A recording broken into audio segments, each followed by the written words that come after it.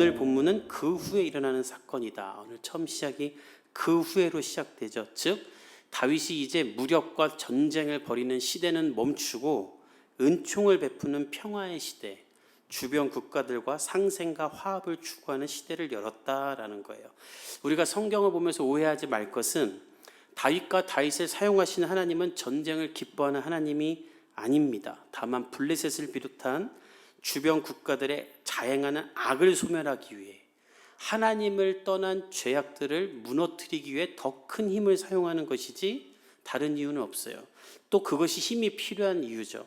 지금 미국을 보면, 특별히 샌프란시스코를 보면 실리콘밸리라고 불리던 도시죠. 우리가 알고 있는 SNS를 만드는 가장 큰 회사들이 다 있었고, 전 세계 가장 뛰어난 벤처 회사들, 인재들이 다 있었던 그 도시인데 2, 3년 만에 지금 완전히 몰락해서 마약자들의 천국, 냄새와 약탈이 들끓는 도시가 되었다, 이렇게 말을 하고 있습니다. 어떤 한 리포터, 이렇게 공영방송의 리포터를 봤더니 2년 동안 마약으로 죽은 사람이 1,000만 명이래요.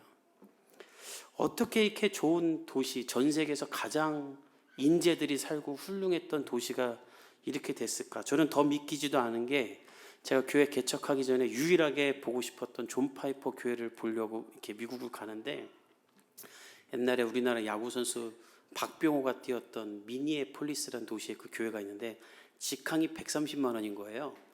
그리고 너무 비싸다 이거는. 그래서 막 열심히, 또 여러분의 목사가 또 집요하게 게 있잖아요. 그래서 막 했더니 시애틀로 들어갔다 샌프란시스코로 나오면 아시아나가 70만 원인 거예요. 오케이, 이걸 끊고 저가로 왔다 갔다 하자 해서 샌프란시스코에서 2박 3일을 묵었는데 너무 아름답고 항상 봄이래요. 그래서 IT 기업들이 다 거기 있는 게, 전자기기가 이게 온도에 따라 고장나니까 그 일정한 온도에서 개발하려고 거기다 많이 만들었대요. 도시도 너무 아름답고, 영화에 나오는 그 빨간색 다리, 그 금문교라고 하죠, 한국말로. 거기를 제가 자전거 타고 건너다 죽을 뻔했는데, 너무 행복했던 건 날씨가 너무 좋고, 그리스에 온 것 같고, 너무나, 이래서 샌프란시스코나 했는데, 이 도시가 지금 고담 시티라고 불린다고 합니다. 배트맨에 나오는 몰락한 도시의 대명사로 불린다고 합니다. 길거리에 마약하는 사람들 냄새, 걸어다니기도 힘들고 이렇게 돼버렸다는 거예요. 3년 만에. 그래서 왜 그렇게 됐는가? 여러 가지 요인이 있지만, 임대료도 너무 비싸고 부동산이 너무 비싸니까 사람들이 도시를 떠난 것도 있지만, 많은 사람들은 바리안 47호라는 법률 때문이다라고 말해요. 이 법은 어떤 법이냐면 120만 원, 950달러 미만의 절도범은 잡지를 않는 거예요. 그리고 마약을 조금 가지고 있는 사람들은 경범죄로 여기고 3번까지는 봐주기로 한 거예요. 그래서 이렇게 해야 교도소의 비용도 절감이 되고 여러 가지로 시 예산을 줄이니까 이거를 발의한 거예요. 그래서 3년 만에 죄를 지어도 안 잡혀가니까 6개월이면 다 풀려나고, 그래서 월스트리트는 샌프란시스코가 범죄자들이 천국이 되었다라고 말을 한 거예요. 거룩한 힘, 정결을 유지하는 힘을 약하게 만들면 이렇게 도시가 2, 3년 만에, 다른 도시도 아니고 전 세계에서 가장 훌륭했던 도시도 3년 만에 몰락을 하는 거죠. 다윗이 왜 힘을 사용하는가? 힘으로 악을 소멸하기 위해서입니다.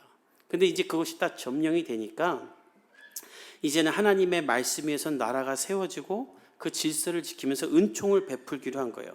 더 이상 앞만 보고 나만 위대한 왕, 나만 하나님이 사용하시는 사람이 아니라 우리나라와 주변국이 하나님 안에서 함께 성장하며 평화를 이루고자 다윗은 주변을 돌아본 거예요.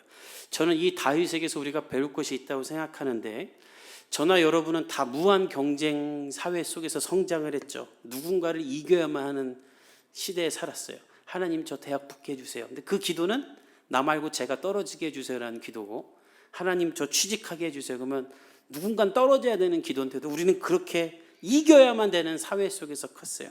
그래서 지금도 그렇게 살아요. 그런 사고로 결혼도 하고 애도 키우고 그렇게 살죠. 그런데 여러분, 이제 그런 시대는 끝났어요. 세상을 보십시오. 권력자 한 명이 휘어잡는 시대는 끝났습니다. 특출난 인재 한 명이 세상을 이끌 수가 없어요. 너무나 이 시대에 지식과 또 방대한 어떤 정보들이 있기 때문에 한 사람의 능력으로는 할 수가 없습니다. 이제는 앞만 보고 달려서 내가 어느 정도 수준에 이르렀으면 주변과 함께 가야 돼요. 그러지 않고서는 이 시대 가운데 아무것도 이루지 못합니다. 특별히 방송계를 보십시오. 저는 시대를 흐름을 빨리 보려면 방송계를 봐야 된다고 생각하는데, 이 대중들의 요구와 시대의 흐름을 빨리빨리 캐치하잖아요. 또 CF 같은 것도 그렇고. 근데 과거에 보면요, 가수들이 방송국 라디오 PD들에게만 잘 보이면 되는 시대가 있었어요. 왜냐하면 음악을 세상 사람들에게 들려주려면 유일한 매체가 라디오였어요. 지금이야 라디오가 만담이 됐잖아요. 그래서 저도 라디오 잘 안 듣는데, 저 학생 때만 해도 무슨 대부분의 라디오 프로가 딱 1부 오프닝 딱 끝나면 음악이 2곡이 나와요. 일단 그럼 라디오 DJ가 나와서 첫 곡은 뭐였고 둘째 곡은 뭐였습니다. 오늘 날씨가 좋네요. 다음 곡 들려드리겠습니다. 이러고 바로 또 노래 2곡이 나와요. 그러면 1부 끝이에요. 음악 4곡 20분 듣고. 그러니까 음악이 나오는 게 라디오였어요. 그래서 라디오 들으면서 공부하고 학교 가면 어제 라디오 들었니 이러고. 제가 여러분보다 한 30살 많은 것 같은데 갑자기 이러니까. 그러니까 이게 음악이 라디오에서만 나왔어요. 그래서 실제로 무슨 일이 있었냐면 한 5, 6년 전인가 방송국들 파업해갖고 DJ도 없고 PD가 없어가지고 라디오에서 그냥 할 수 있는 게 없으니까 음악만 2시간 연속 틀었더니 청취율이 올라갔다. 그러니까 음악만 나오니까 말없이. 그때 당시에는 가수들이 최선을 다해서 앨범을 만들면 라디오 PD들에게 잘 보여야 했어요. 라디오 PD들이 음악을 틀어줘야 내가 알려지기 때문이죠. 근데 이제 그런 시대 끝났죠. 누가 라디오에다가 음악 틀어달라고 합니까? 라디오에서 제발 우리 프로그램 한번 나와달라고 해도 안 나가죠. 그냥 유튜브에 올리면 그만이에요. 내가 쟤보다 음악을 잘해야 될 필요도 없어요. 왜냐하면 내 음악을 알리기 위해서 모두가 공평하게 유튜브라는 것이 있기 때문에. 그래서 그러다 보니까 무슨 일이 생기냐면 이젠 너무 방대해지니까 뭐 또 다 메리트가 없는 거예요. 그래서 여러분 요즘 유튜브 보세요. 연예인들이 서로 남의 채널에 계속 나가줍니다. 나도 제 채널에 나가서 쟤 살려주고 쟤도 우리 채널에 나가서 살려주고 이제 서로가 서로를 다 살려줘야 돼요. 영화도 옛날에는 한석규 주연하면 끝났어요. 한 명만 나오면 돼. 한석규, 심은하 둘만 나오면 몇백만이 가서 봤지만 요즘은 김윤석, 하정우, 김혜수가 한 방에 다 나와야 100만, 200만을 찍죠. 즉 특출나는 한 사람이 되는 시대는 끝났어요. 우리가 여기서 뭘 깨달아야 되냐면 여러분들이 지금까지 앞만 보고 살아서 어느 정도의 뭔가를 이뤘다면 이젠 주변을 돌아볼 때가 온다라는 것입니다. 회사에 힘들게 경쟁해서 들어갔지만 들어가서는 회사 사람들과 같이 일을 할 수 있어야 거기서 성장이 되지, 나는 쟤들보다 빨리 승진해야 돼 하면서 다 적으로 여기면 그 사람은 버림받죠. 저는 여러분들이 여러분의 삶의 현장에서 주변을 돌아볼 수 있으면 좋겠어요. 적으로 만들지 마십시오. 주변 사람들을 여러분 편으로 만드세요. 함께 가세요. 나만 특출나면 안 돼요. 계속 싸우면 안 돼요. 지금 우리나라가 망하는 이유는 무엇인가? 우리나라 정치인들이 협업을 해야 될 텐데 서로 적이고 여기고 앞만 보고 서로 싸우고만 있는 거예요. 다윗은 이것을 분별할 줄 알았습니다. 더 이상 우리나라만 더 커지고 우리나라만 대국을 만들 것이 아니라 우리 주변 국가들도 이제 함께 평화를 이루며 앞으로 나아야겠다. 그리고 은총을 베풀기로 해요. 너무나 탁월하죠. 근데 문제는 무엇인가? 이 다윗의 마음을 모르고 오히려 다윗과 전쟁을 하려고 오늘 암몬이란 나라가 다윗의 은총을 내팽개쳐 버립니다. 그것이 오늘의 본문이에요.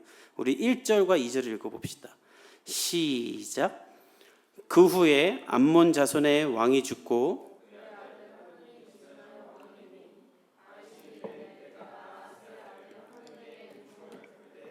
그의 아버지가 내게 은총을 베푼 것 같이 하리라 하고 다윗이 그의 신하들을 보내 그의 아버지를 조상하라 하니라. 다윗의 신하들이 암몬 자손의 땅에 이르매 다윗이 무비보셋을 거둔 직후에 암몬의 왕 나하스가 죽습니다. 사실 그는 사울과는 대적 관계였죠. 그러나 다윗과는 화친 조약을 맺고 좋은 관계를 유지했던 것 같아요. 그래서 다윗은 자신의 대신들을 불러서 말합니다. 암몬의 나하스가 죽었다. 우리 조문을 좀 가야겠다. 이렇게 우리가 지난 사무엘하 8장에 봤지만 이 암몬의 나하스는 다윗에게 조공을 은과 금을 많이 줬거든요. 아마 다윗이 짓고 싶었던 성전 건축을 위한 재료들을 많이 이렇게 베풀었던 것 같아요. 그래서 다윗은 조문객을 보내기로 하고 또 한운이 왕이 되었다니 축하도 해주고 우리의 관계를 유지하자 수교를 맺기 위해 신하들을 보내는데 오늘 2절에 있는 이 신하는 그냥 일반 신하가 아니라 원문을 보면 나라를 대표하는 자들이라는 뜻으로 지금으로 따지면 대사를 뜻해요. 왕을 대신해서 가는 사람들 2명을 파견하는 거예요. 3가지 목적이죠. 조문, 관계를 이어가겠다는 평화 유지, 3번째 국가의 수교를 맺자. 다윗이 이런 의도가 아니라 저 암몬도 그냥 내가 먹어버려야겠다 했다면 왕이 죽고 새로운 어린 사람이 왕이 됐으니 군대를 끌고 가서 쳐들어 버렸을 거예요. 그러나 다윗은 이들과 평화를 만들기 위해 대사를 보냅니다. 그런데 상상도 못한 일이 일어나요. 다윗이 보낸 이 대사들을 암몬의 왕 한운이 모욕을 합니다.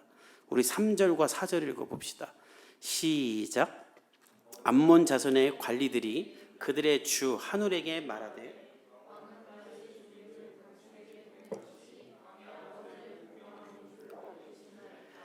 다윗이 그의 신하들을 당신에게 보내 이 성을 엿보고 탐지하여 함락시키고자 함이 아니니까 하니 이에 한운이 다윗의 신하들을 잡아 그들의 수염 절반을 깎고 그들의 이복에 중동 보기까지 자르고 돌려보내매 다윗을 대신한 대사들이 이렇게 암몬에 도착해요. 그러자 암몬의 관리들, 이 관리라는 말이 과거 이제 어려운 성경 개역 한글에 보면 방백이라고 나오는데 이것은 군대 지휘관 고위 관직자들, 그러니까 왕 바로 밑에서도 국무총리, 국방부 장관 이런 사람들 같아요. 아마 이 사람들은 한운보다 훨씬 나이가 많았을 거예요. 그의 아버지와 함께 나라를 이끌던 사람들이니까. 그들이 와서 무슨 말 하냐면 왕이여 정신 차리소서. 다윗이 당신 아버지를 공경하고 조객을 보낸 것이라고 생각합니까? 아닙니다. 그들에겐 3가지 목적이 있는데 이 성을 엿보고 탐지하고 함락시키려는 것입니다. 다윗은 조문하고 평화휴지 맺고 수교하려고 보냈는데 이 사람들은 엿보고 탐지하고 함락시키러 왔다라는 거예요. 실제로 고고학자들의 말하면 이 암몬의 수도 라빠는 매우 견고한 성곽도시래요. 우리 남한산성처럼. 그래서 무너뜨릴 수가 없대요. 그래가지고 이 성을 만약에 무너뜨리려면 정탐꾼들이 들어가야 된다고 하는데 그걸로 추정을 하는 거예요. 주변국을 다 평정한 다윗이 왜 우리에게만 대사를 보내 조의를 하냐? 우리 무너뜨리라고 한 거다. 다윗은 전혀 이럴 생각이 없었는데 한우는 이 말을 듣습니다. 전 여러분들 주변에 이런 사람 없기를 예수님의 이름으로 축복합니다. 여러분들 선배 중에 여러분들 망치게 하는 말하는 사람 있다면 다 구별할 수 있기를 바라요. 한우는 이것을 식별을 하지 못해요. 그리고 어떻게 하는가? 이 자기 주변에 있는 방백들의 말을 듣고 다윗의 대사들을 데려다가 수염을 잡고 수염을 깎는데 이 이스라엘 사람들에게 수염은 명예와 권위를 상징하는데 이 수염을 다 깎아버리는 게 아니라 딱 반만 잘라요. 이렇게. 그러니까 수치를 주는 거예요. 우리나라로 따지면 우리나라 대통령이 어느 한 나라에 국가장이 일어나서 대사를 보냈는데 이 대한민국 이 대사들 니네 우리 공격하러 왔지 하고 데려다가 머리에 절반만 삭발을 시킨 거예요. 이게 얼마나 큰 모욕입니까? 근데 그거보다 더 큰 모욕도 주는데 오늘 보면 의복에 중동 볼기까지 잘랐다 그러죠. 이 말은 이스라엘 사람들은 속옷을 안 입고 이렇게 원피스, 남자 원피스 있잖아요. 왜? 그런 걸 입고 그게 의복이에요. 그걸 입고 갔는데 엉덩이 한쪽만 보이게 옷을 뒤쪽을 잘라버린 거예요. 대사를. 이 얼마나 충격적인 만행입니까? 그러니까 이게 모욕과 조롱을 주는 거고 전쟁하자 이거예요. 이 충격적인 소식이 다윗에게까지 전해집니다. 우리 5절을 읽어봅시다. 시작. 사람들이 이 일을 다윗에게 알리니라. 사람들이 크게 부끄러워함으로 여리고에서 머물다가 돌아오라 하니라. 다윗은 이 소식을 듣고 큰 충격을 받습니다. 그래서 다음 주에 보면 다윗이 얼마나 열이 받았는지 군대를 보내는데 그 9절에 7절인가 그래요. 요압과 용사의 온 무리를 다 보냈다. 완전 군대를 다 보내버려요. 그럴 만하죠. 얼마나 열받겠습니까? 나라를 대신한 대사들이 갔는데 수염은 반 밀어버리고 엉덩이가 보이도록 얼마나 수치스러워요. 도대체 이들은 다윗의 호의를 왜 이렇게 받아들였을까요? 이럴 이유가 전혀 없는데 성경에 그 이유가 어디도 있지 않기 때문에 알 수 없지만 저는 추정하기를 아마 오래전 사건 때문이 아닌가 싶어요. 아주 오래전에 우리가 아는 사울 말고 사울 초창기, 사울이 하나님의 영에 충만해서 하나님 앞에 사로잡혀 살 때에 이 암몬의 나하스가 길르앗 야베스라는 이스라엘의 한 지역으로 쳐들어옵니다. 그 전에 다른 나라들을 다 점령하고 강대국이었어요. 오른쪽 눈을 빼면서. 그리고 길르앗 야베스에도 오니까 길르앗 야베스가 우리가 당신들의 속국에 대해서 조공 바칠 테니까 우리 점령하지 말아 했더니 이 나하스가 니네 오른쪽 눈 빼기 전에 싫다 이래버려요. 근데 그때 하나님의 영광이 사울에게 임해서 사울이 암몬을 다 무찔러 버려요.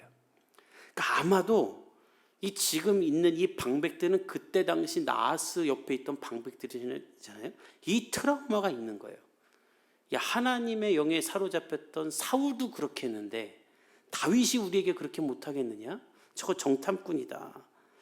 나에게 호의를 다가오는 사람이 내가 갖고 있는 트라우마와 내가 갖고 있는 과거의 지식 때문에 있는 그대로 받아들이지 못하고 다윗의 호의를 전쟁으로 만들어버리는 거예요.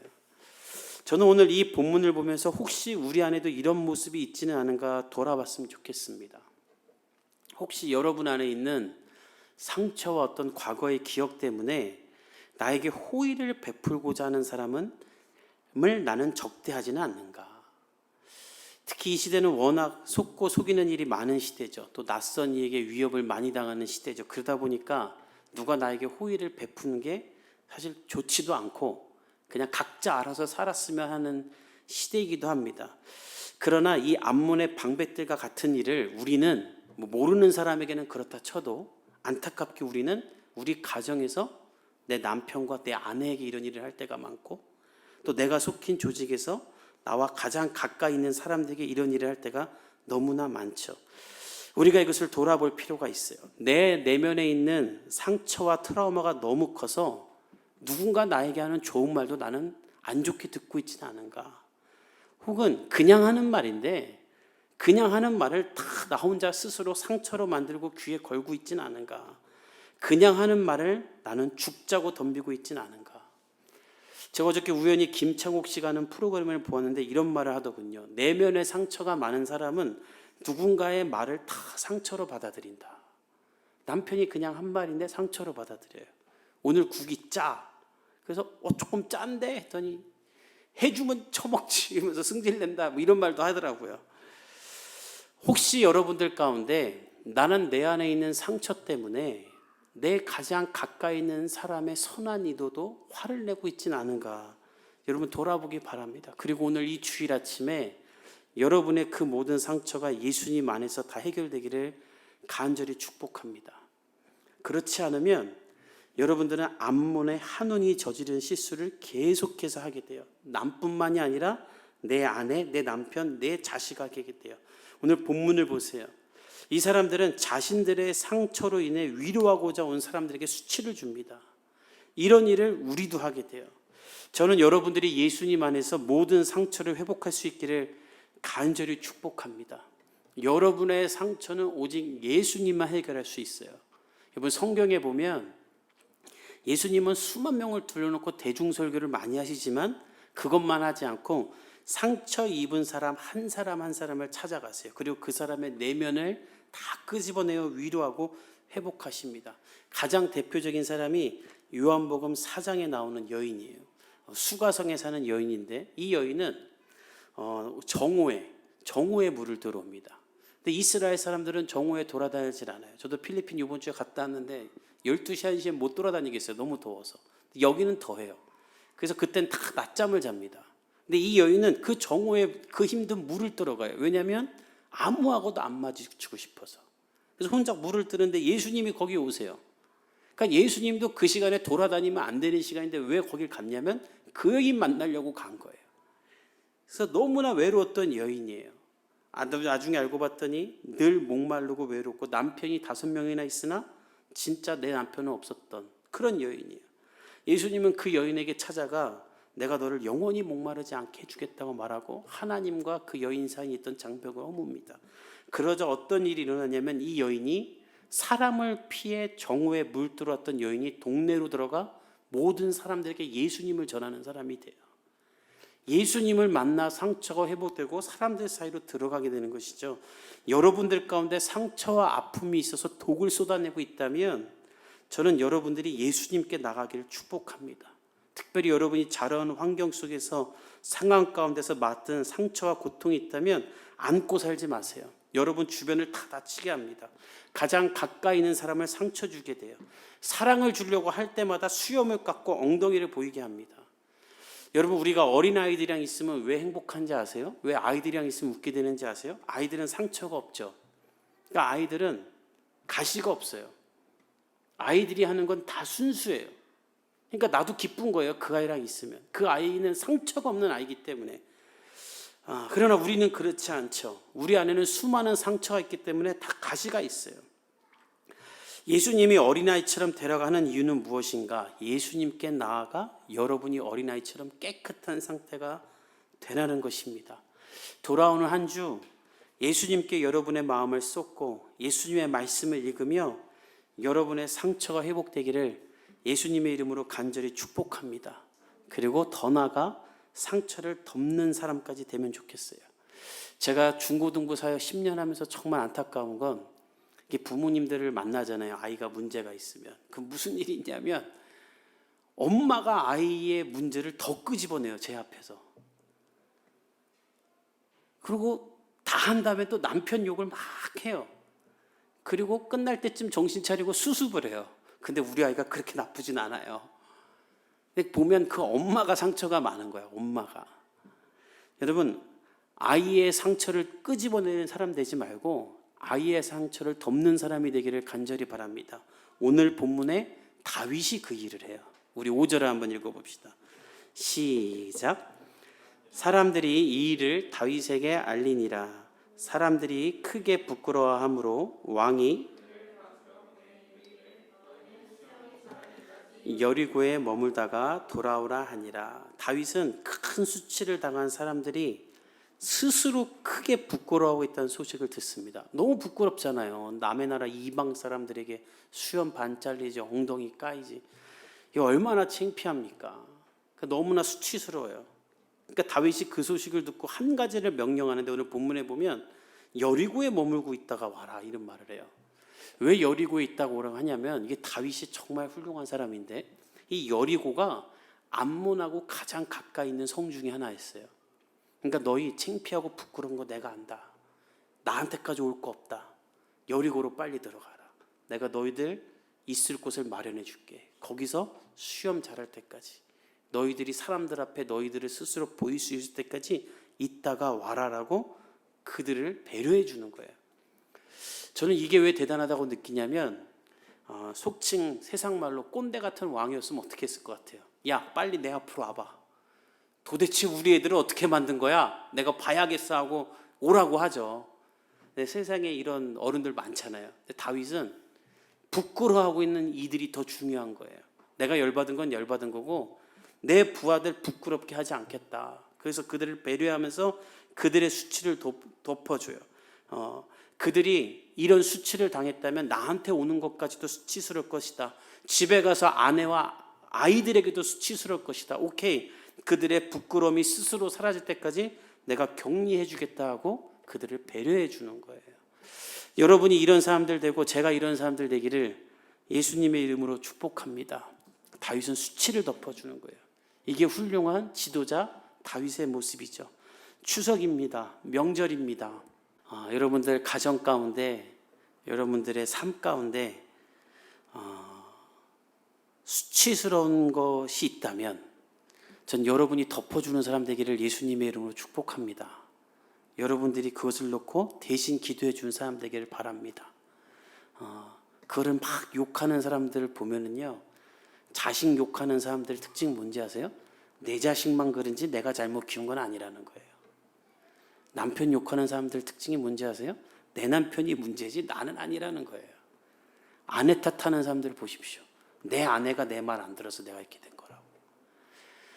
여러분 그런 가정은 하나 되지 못해요. 그건 다 망가뜨리는 거예요. 우리 예수 믿는 사람은 어떻게 해야 되는가? 그냥 아무 말 없이 그를 위해 기도해주고 덮어주고 그 수치를 그냥 같이 당하는 거예요.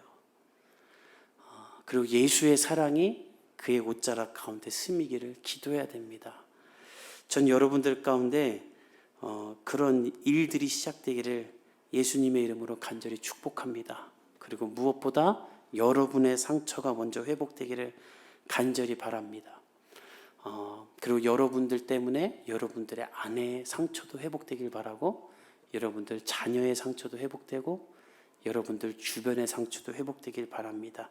예수님을 바라보면 우리의 치료자 되시는 예수님이 그렇게 행하실 거예요.